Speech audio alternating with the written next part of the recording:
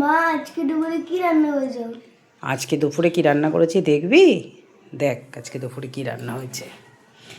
শুভ দুপুর বন্ধুরা, তোমরা সবাই কেমন আছো? আশা করি তোমরা সবাই ভালো আছো। আজকে আমার ছেলে বলছে, মা আজকে দুপুরে কি রান্না করেছো? আজকে দুপুরের মেনুতে অনেক কিছু আছে।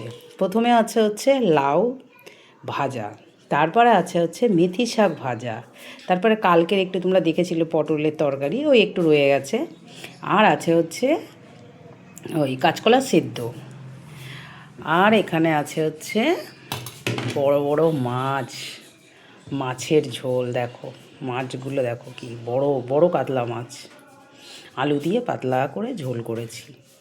আর হচ্ছে কালকের একটু ডাল, এই যে কালকের ডাল।